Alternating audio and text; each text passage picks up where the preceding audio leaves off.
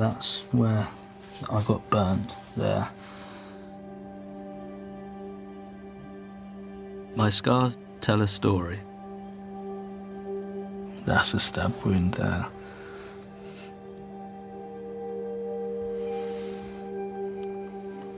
And then that's a stab wound there.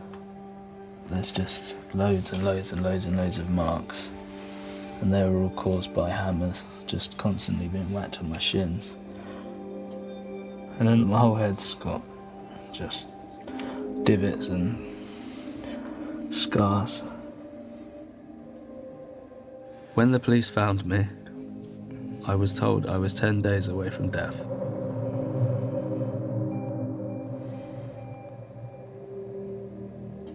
I was in love with Jordan, and it took me a long time to have the courage to say she was abusing me. People always ask me, why didn't you walk away? But it's so complicated. As each day goes by, I'm understanding it more.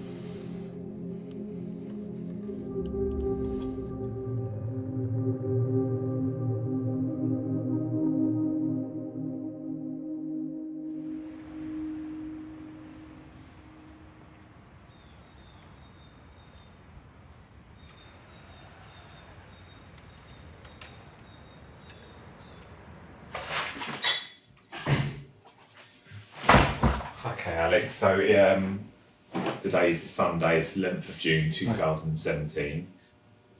I noticed you've got a bandage to your arm, and I know that you've explained to me you've got some injuries. Are you fit and well to do the interview today? Yeah, that's fine.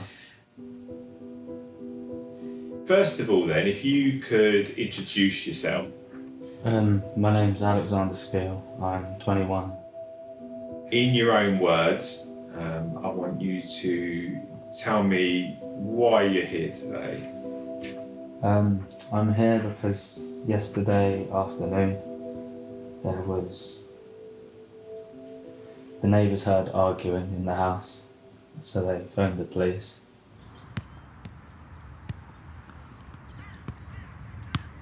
I grew up in Bedford. I basically just played football. Every Saturday and Sunday, I was playing football, pretty much. I didn't really care about girls. I didn't at all, until Jordan come along.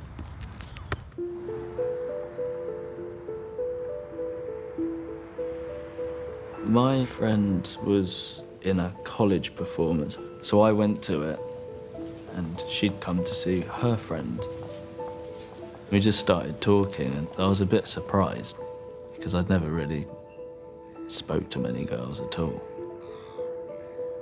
It felt quite cool. It was quite nice to say to people, "Oh, what did you do at the weekend?" "Oh yeah, I met up with Jordan." She was very caring, confident, loving. She just showed a real interest in me. Where's Alex now? I just want to sort everything out. Start again. Yeah. Yeah. You're both very young, aren't you? How old are you? 22 and Alex 21. Okay. So what you were doing? I was holding a knife. I just Tell me, wanted him to come in the house. tell me about the knife. It was a big one from the kitchen. I think it was a bread knife. I'm not actually sure. So how far do you think the knife went in, Jordan? I don't think it went that far, but it did. There was a lot of blood. Alex was a kid that I knew from the playground at school. We just clicked. So it was just normal to get to know his girlfriend. Alex's family were going on holiday, and Alex and Luke weren't going. Sort of teenagers were like, "No, we'll have a free house, that'll be cool." Jordan was there, and she was part of the group. We got drunk a few nights, we ended up singing Bastille on a shed roof, and she seemed pretty cool, it's all good, we're all mates now. She was friendly when we first met, She was always quite quiet as well, quite timid. Everyone loved her. Everyone thought she was lovely. Everyone thought she was just delightful. He was just absolutely smitten by her, absolutely loved her to bits. She was just a bit tricky. And we are a really close family and she didn't get us. She used to say things like, "Why'd you all sit around a table and eat dinner?"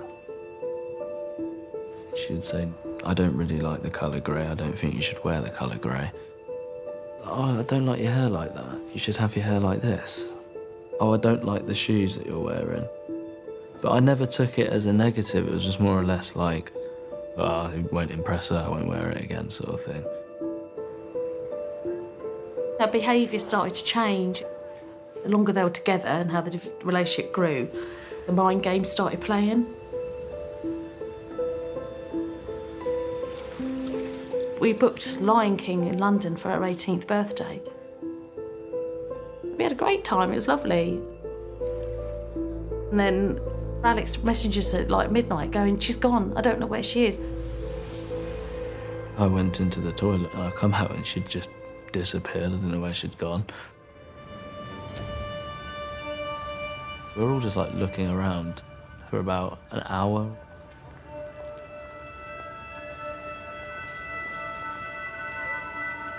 And I just remember Alex saying, "I found her." She was back inside the hotel, like, reception area, and she's just laughing sort of thing. It was just all a bit weird. The mum and dad are saying, "No, that's not right," and then you're sort of thinking, when it's just us two, it's not like that, so you're wrong.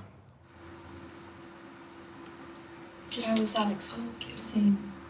How did he see you? How did you see him yesterday? He's got some pretty sore injuries. Oh, what, his arms and stuff? Oh, in general. I think he's just upset because we've got everything we ever wanted, but we're not happy. So it's just.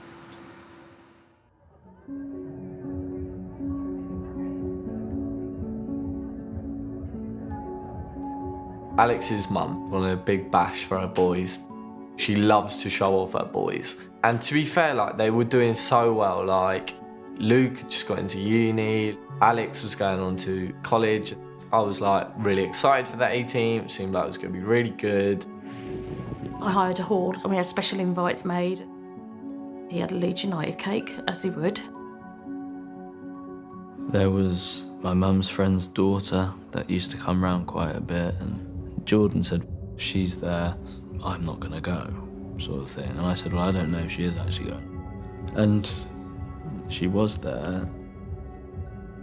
And then, like, halfway through the party, suddenly there's shouting.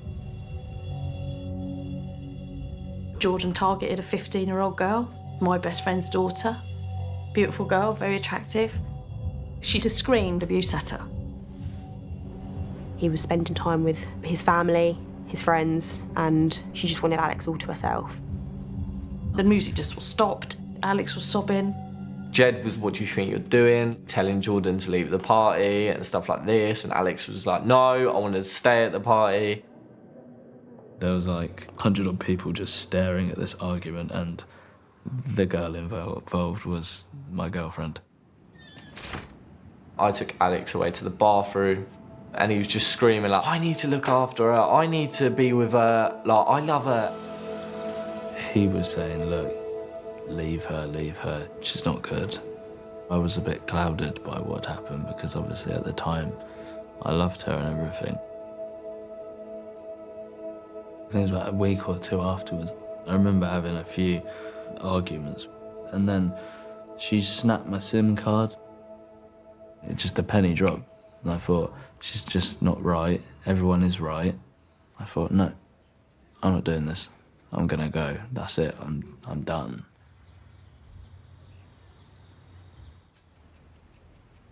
It was a cause for celebration for us. Like, we thought, finally, we got him back. We felt like we'd got him out of something very bad. Then just sort of a bombshell was dropped. She come back into Alex's life.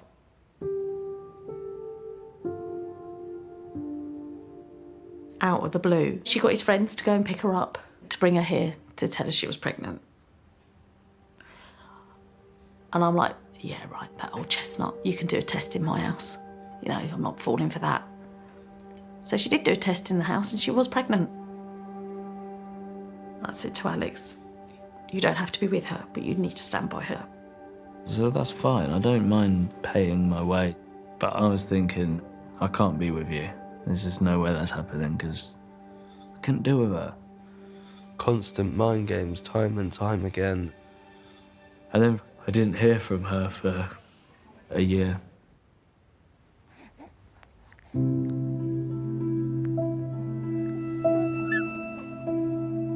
I got this text to say, are you willing to meet your grandson?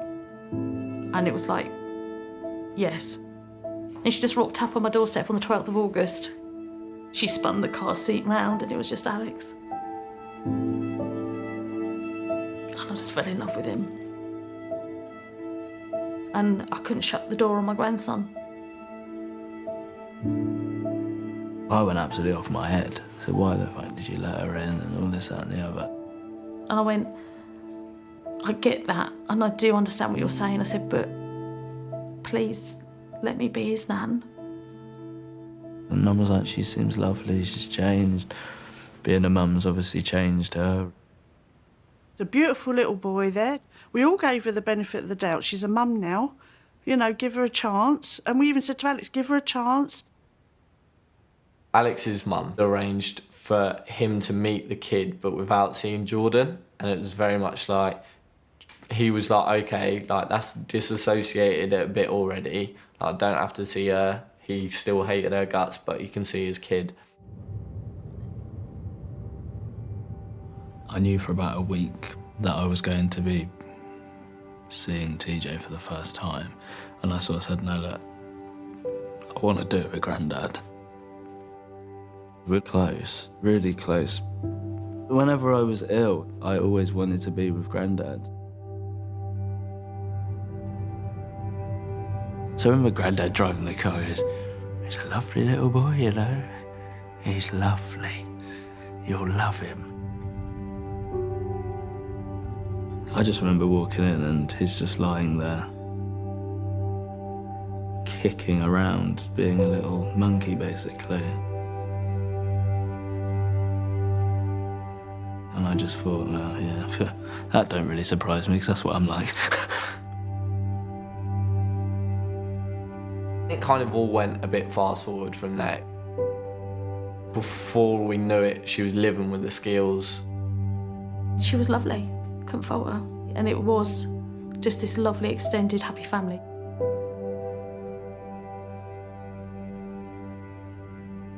She's a mum, and I can't say she didn't love that TJ, because she did. But at one point I said to her, so what is it about Alex you loved? You know, joking about, what is it? And she just said, oh, it's the best. It's just the best. It all seemed nice, too nice. And it was like, shit. And I said to Jed, I was like, I have a very bad feeling that he's falling for her again. And bloody hell, January 1st, Facebook official, they were together again.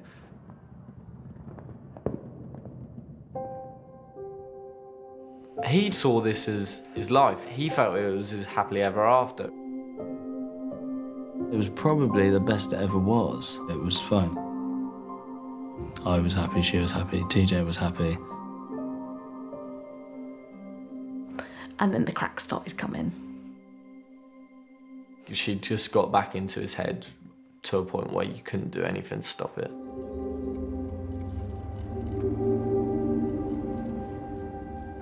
They were out driving and the girl that she attacked at the party was walking on the street and they shouted abuse at her. Of course, her mum rang me and said they're abusing her in the street. I said I wasn't happy with these mind games starting again. I thought we'd gone past that. I thought we'd all moved on and grown up. I said, we're not having it. So she packed all of TJ's stuff up and she told Alex he was to choose. It was definitely TJ. I didn't want to not see him. I thought, she won't let me see TJ anymore. and I've obviously bonded with him over the last 8 months or something. So I literally just moved out, and that was the last time I went home. He was only 19 when he went away, and my world fell apart, really. It was horrible. And I never saw Alex for 2 years.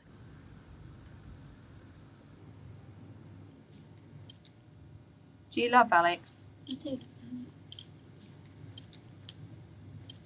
Obviously, things have got particularly out of hand in your relationship. Yeah. Okay. Alex has spent some time with us today, all right? And he's quite upset about what's happened. And he's told us some quite shocking things that have been going on.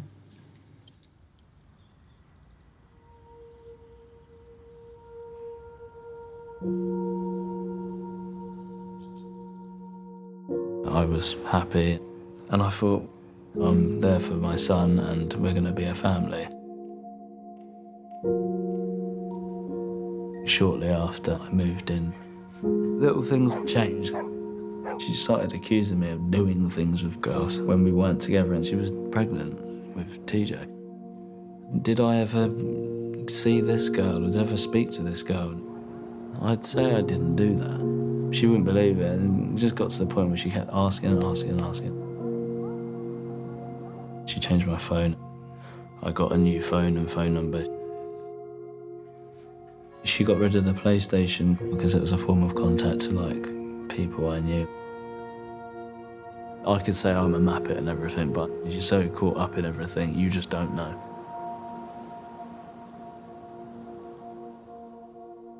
I didn't know where he was. And I got so desperate that I sent him £1 using mobile banking and just said, I love you. And I got back, I hate you, stay away from me. It was horrible, I grieved for him. I used to have the most horrific dreams.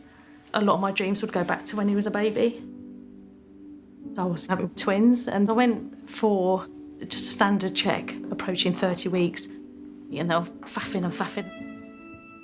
And I just looked at the nurse and I just said, there's a problem, isn't there? And she said, and she just went straight over to the phone. She said, I've got Mrs. Skeel here and I'm losing twin 2. I'm bringing her up to delivery now.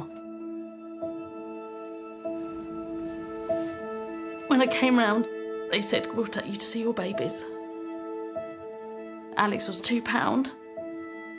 So I said, I don't want to look at him. Take me away. And I was frightened to love him. I've always worried about him. You know, I don't worry about my other 2 sons, but I always worried about him. Alex seems relieved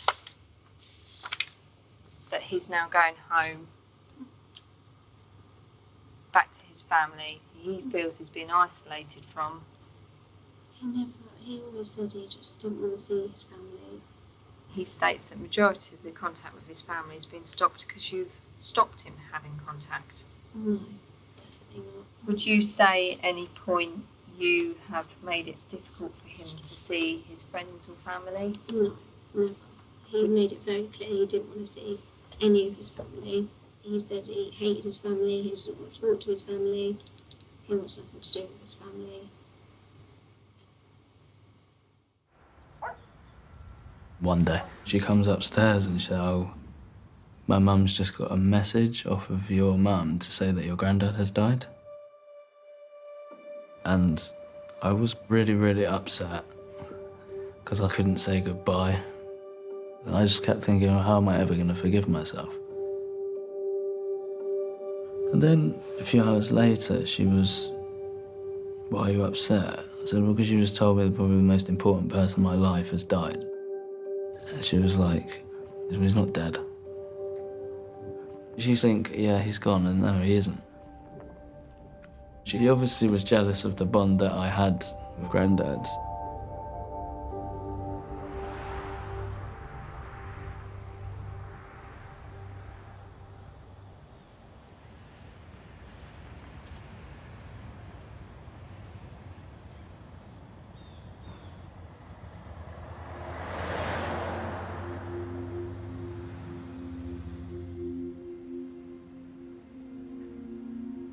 That first month, it was brilliant. It was really good.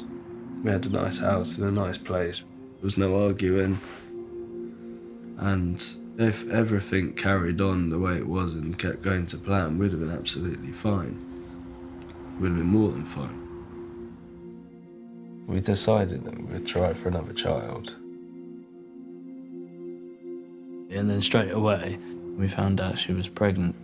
And I thought, well, that's like amazing. I was really happy. But then everything just gradually got worse and worse and worse. I went to work. It was a really good job and I really enjoyed it. She told me that I needed to leave because it weren't good enough. I didn't like leaving. She was going to university. Jordan said, you're going to come to uni with me every day because I don't trust you at the home because you're going to go back to see your mum and dad without me knowing. I don't know how I got the money. She took my wallet off me. So then after that, I just went to uni with her every single day. Alex become a ghost. Like, he's untraceable. And he's missing all these massive things we'd spoke about years before. I literally could not listen to Bastille while he was away. Bastille would come on and I'd start crying in the middle of a club. We found a Facebook page of Alex, but his name was spelled A-L-I-X and his middle name was Thomas. And that was very weird.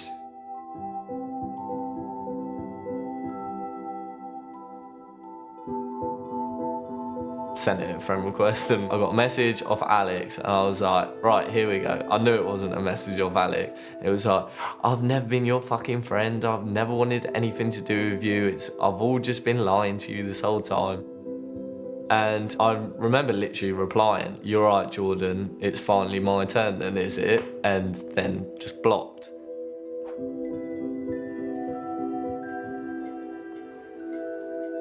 August 17th, 2016. What I said was, happy birthday, Alex. We miss you very much. Love you, Nan and Grandad. All I got was, don't message me again. And that really cut me out. I received a message from Alex's Facebook account. It said something along the lines of, are you still fat?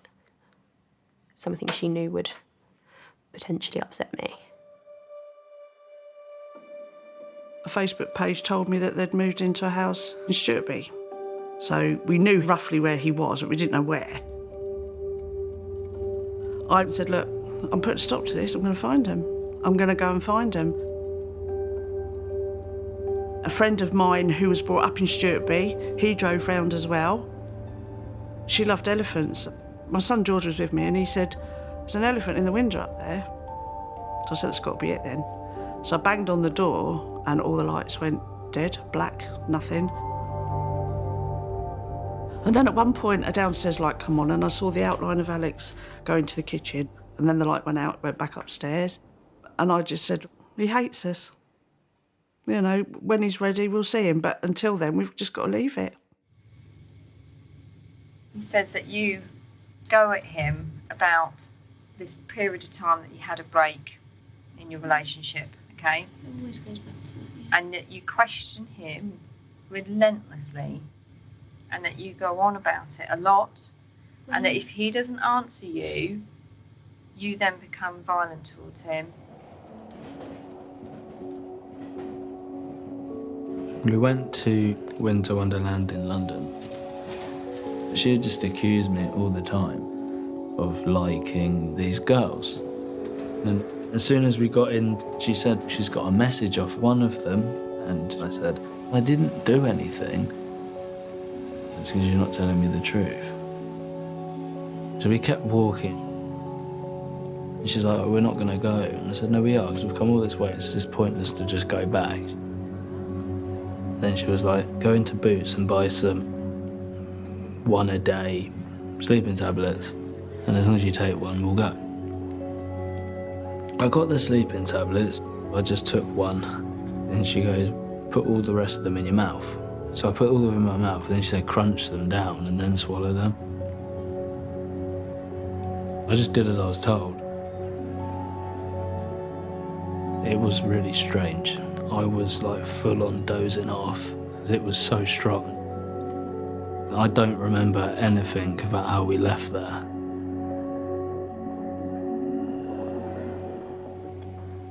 Alex has said that since mainly that you've been living at this address, he has almost been attacked or physically put through some sort of assault pretty much every day since about September. He states if you missed a night of hitting him, you would then make up for it the next night. I don't know why he would say that.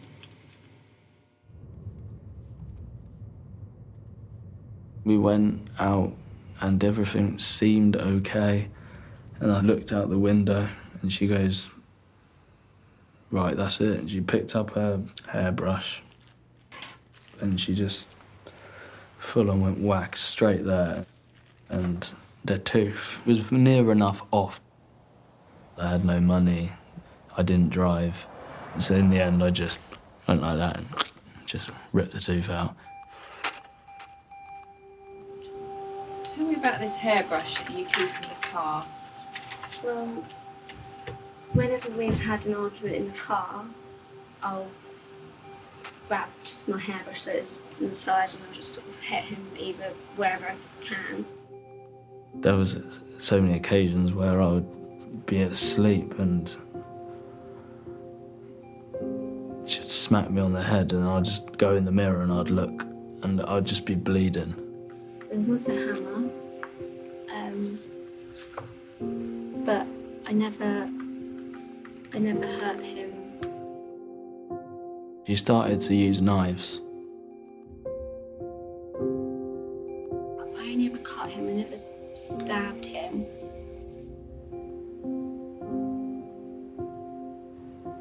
I wasn't eating properly. She didn't let me. Sometimes he said, oh, can we cook pasta? And I'll say no because I'm not hungry. She said, you're not allowed to sleep in the bed. So I slept on the floor. Yeah, that's very true. Me and TJ sleep in the bed. I could feel that my body was starting to shut down.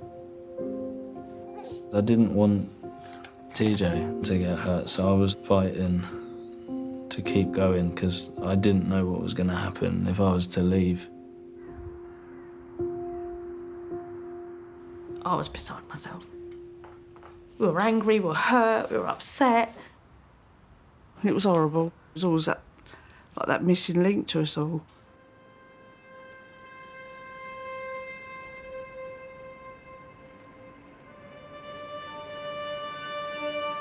His dad, Graham, called me and said, come on, Sue, will you come with me? He's asking for help down the phone.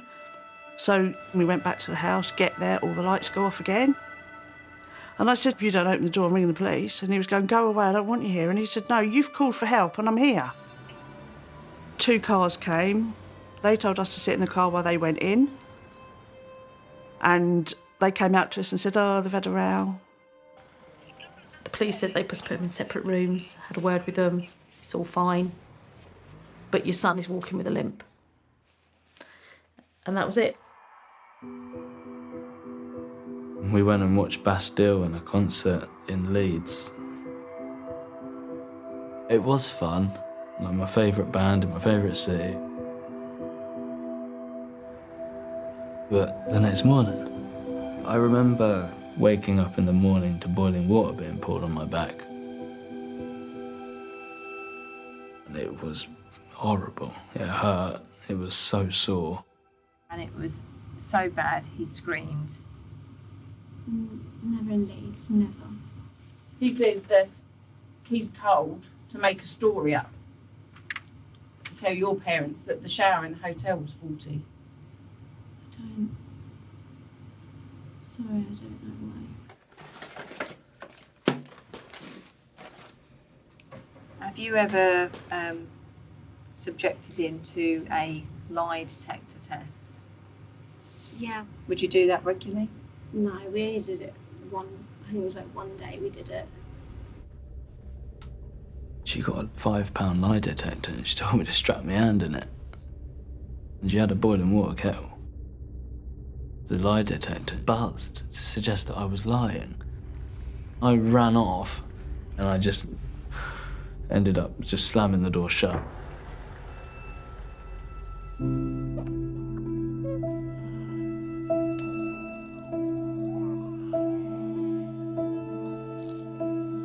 I was looking forward to it for a reason. It could change her from doing all the stuff she's doing to me, and it might stop it. But that lasted about 3 days.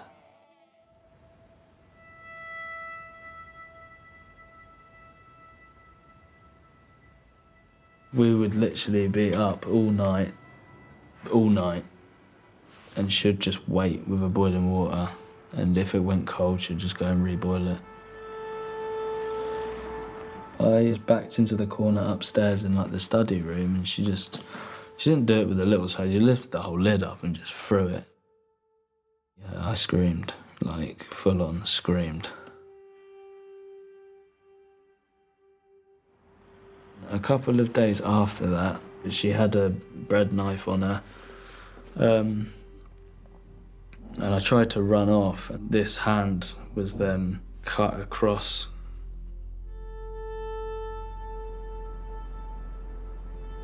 It was like middle of the night, like 2 in the morning.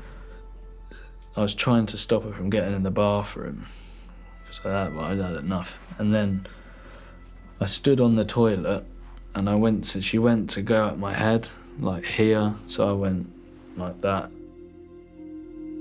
She started panicking a little bit. I just remember sitting there, and I think we tied it up with like a football sock or something. Tied it up really tightly on my wrist. The next thing, the police knock on the door and there's blue flashing lights.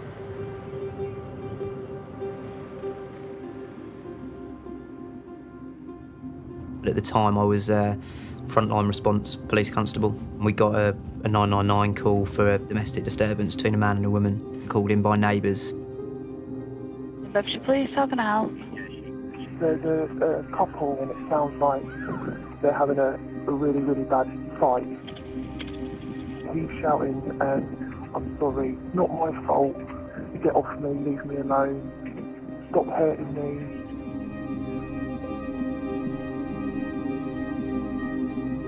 We arrived, we had to do quite a bit of knocking and, police opened the door, shouting, and eventually Jordan came to the door and she looked fine. She was sort of casually dressed and didn't look dishevelled or anything, and she straight away said, oh, there's been a problem, Alex has hurt himself. She let us in and we went upstairs, and at the top of the stairs, Alex was sat with a towel wrapped around his arm and just blood everywhere.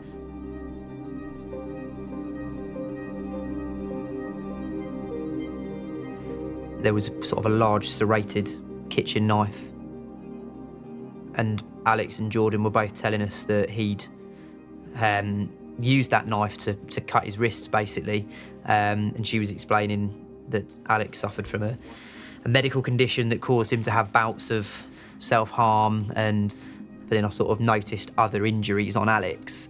And again, when we questioned it, they were both quite sort of calm and rational and explained that, yeah, Alex has this long-standing history of self-harm. It didn't appear that there'd been any incident at all between them. It's certainly not how it came across. We left, Alex went to hospital. I was lying there with like a paracetamol drip in my arm, and they had to like scrape all of the rubbish skin away, and literally it was just left red, pink and raw. I was just about to go in to have the surgery, and Jordan walked me out the hospital. The nurses kept saying, please stay with us, please stay with us. And they ended up getting the consultant down. And as I walked off, he sort of held me by the face and then like put his hands, and he goes, are you sure you're safe to go home? And I said, yes. It's strange because the whole thing was the right time at the right place. but I didn't say anything. I kept saying I did it to myself. It was me. I was scared what she was going to do.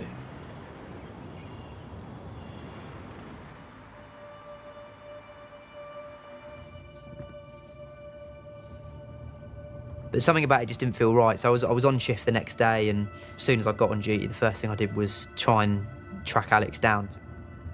But I wasn't able to get hold of him. A few days after that, on our job system, I saw Alex's address, and there was a call just coming in. So I called up straight away and said, I'm going.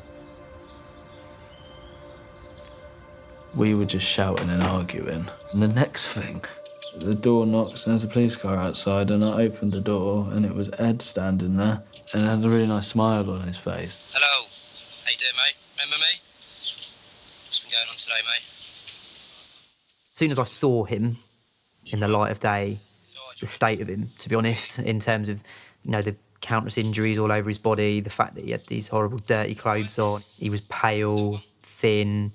I thought, this is what I think it is. This is he's been abused. I'll tell you what, Alex, you want to come and have a chat with me? We'll go upstairs. Are you all right down here for a minute, Jordan, yeah? Have you been assaulted or anything like that today? No assault, nothing. It's just an argument. We're just so stressed out. Are you 100% sure, Alex? Yes, I'm 100% sure. I know you've said this to me the other night, and you're obviously saying it to me now, but are you 100% sure? Because you're not looking me in the eye, you're looking at the floor. So those injuries, you're saying you've done them to yourself. They could easily, because of where they are, they could easily not have been done to yourself, right? And just hear me out. Even in the house, he was not budging on his story at all. He was absolutely adamant, no, I do this to myself, I do it to myself. I didn't really want any commotion. I know if the police get involved, it would possibly be really difficult. I was always thinking, how would she react if I did anything wrong or not what she wanted? She would go off her head. That was what was running through my head the whole time.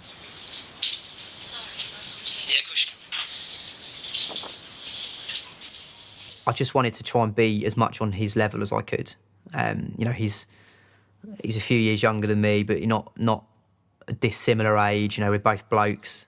And I thought I need to get him out of this environment. Let me go down A&E, mate, and get her redressed. Grab a jacket and some shoes, mate, whatever you got, wallet, whatever. So, mate, are you coming back here tonight? From A&E? Yeah. And then I'm going to come back here tomorrow? Yeah. Okay, so you don't really need to come to me? So you know where each other are?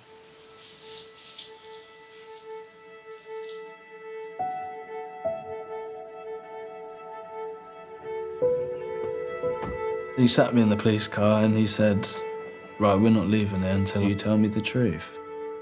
You need help, she needs help, your children need help, you all need help. And I still said, no, I'm doing this all to myself. I turned my camera off and I said to him, look, my camera's off, it's just you and me in this car. Straight away, I just said it. And I said, please just go on what the neighbours have said, because I don't want to say that it's come from me. He just quite calmly said to me, yes, it was her. I just need to explain to you that at the moment, you're under arrest on suspicion of assault occasioning grievous bodily harm. I sat her down in the living room. I didn't really know what to expect in terms of how she was going to react, because she's very slight, very well-spoken, very polite, to all intents and purposes, friendly and well-meaning young lady. Obviously, it's serious because you have been arrested, yeah? But we'll go down and we'll have a chat at the police station and we'll get everything in black and white properly, give your side of the story on saying about what happened. Yeah? So what we'll do is we'll leave Iris with your parents. Yeah? Are you happy with that? That's fine, yeah. Okay. And on the drive back, she was saying to me, so, how long do you think I'm going to be in? Do you think it'll be maybe an hour? I said, it might be a bit longer than that.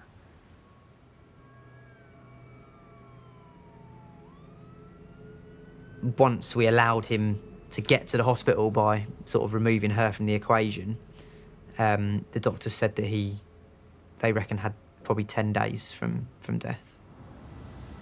Things couldn't have got much worse than what they were for Alex. That night we put Alex in a hotel. And I think one of the police officers bought him a McDonald's on the way to the hotel. And he said it was like the best food he'd ever eaten because he hadn't eaten a proper cooked hot meal for so long.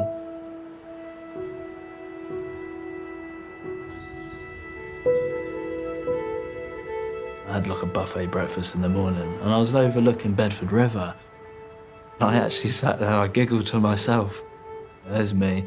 I've got a t-shirt on which has bloodstains on it still because I didn't have any other clothes.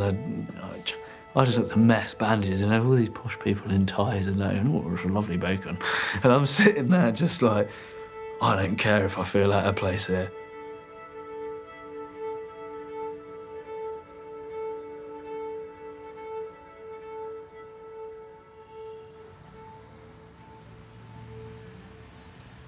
Okay, so Alex, have you ever acted in self-defence towards Jordan? I've never done that because I haven't on purpose. I don't want to hurt her. No. Okay. Tell me why you've never reported it to the police or anybody else. Because I thought it would blow under the carpet one day. Yeah. I thought it would be fine. We talked in detail about the incidents that happened on the 3rd of June and 10th of June when the police attended, okay? And you've accepted that you have thrown water over him that was boiling, okay? And you have accepted that you swiped at him with the knife and cut him, all right?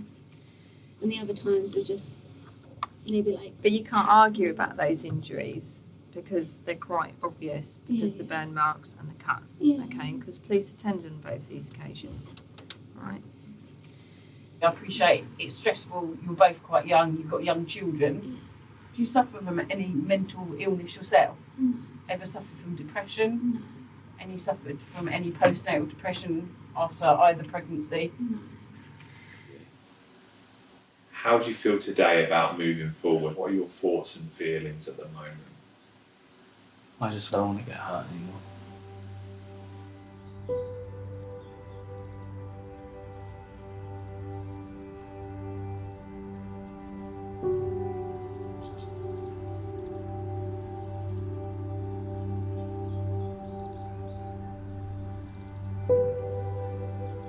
Phone was ringing and the phone call was the sergeant and she said, just to tell you your son is safe and well.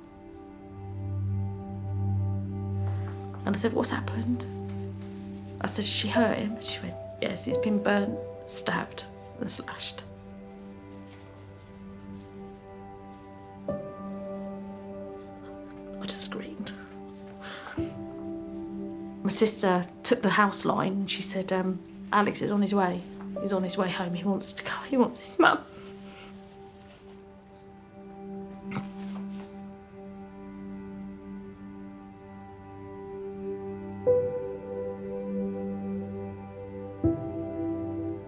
What he looked like coming up, he couldn't even barely walk up the path. And I said, can I have a cuddle? And he goes, please, just give me a cuddle, Mum.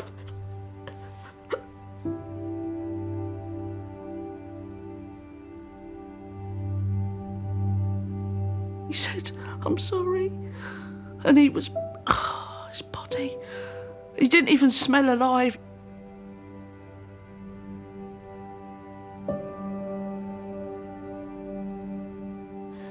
And he said, oh, look, the last bullet she's got now is my children, and I need to make my children safe. And within 5 days, they're with us. And I just remember meeting my granddaughter for the first time. I didn't even know she was born.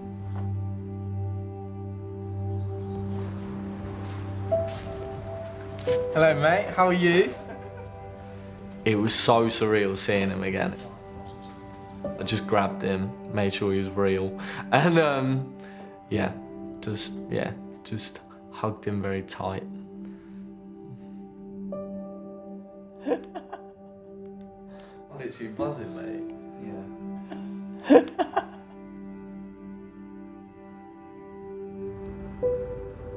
It was good to have him back. He was safe again.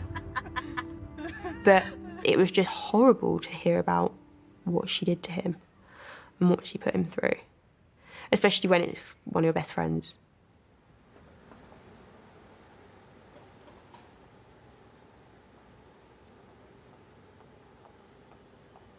her sentencing day, there was no sense of remorse, I'm sorry. The only thing the judge did say was Jordan doesn't blame Alex for anything that she did to him.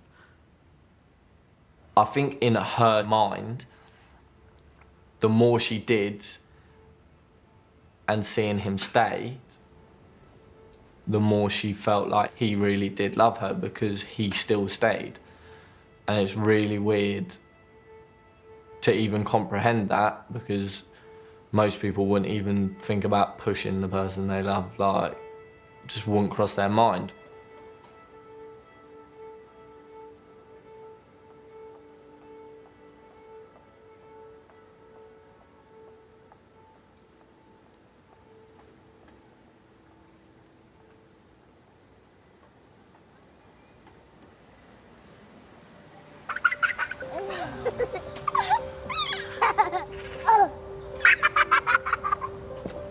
The day that she's going to prison, I felt so free.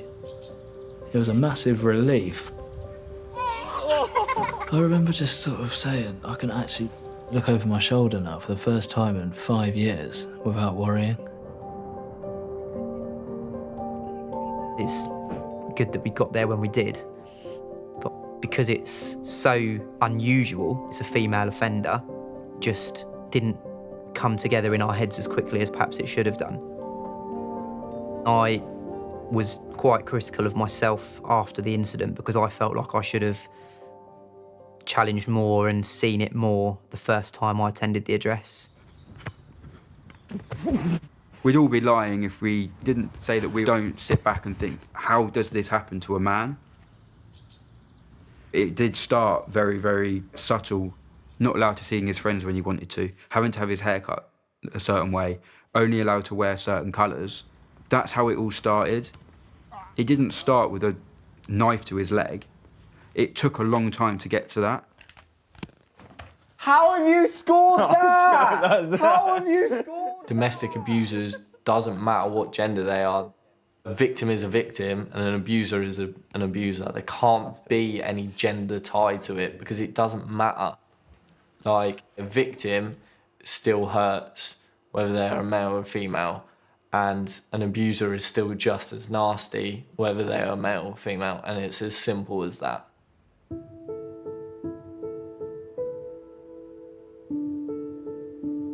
Now that I'm free from the relationship, I'm beginning to understand abuse better. And I hope I can help others understand it too. Right, spread around. No, Joe, you're just blocking the pass off. I'm starting with the football team I coach. They are sponsored by a domestic abuse charity. And I'm talking to professionals about how to recognise signs of abuse. It's going to be locally set up, and that's what the groups run out of. The memories will never leave me, but I'm learning how to cope. There you go, jumped in that looking mess. Thank you very much, I like that. You alright? I have so much support from my friends and family, and I'm building a future for me and my kids.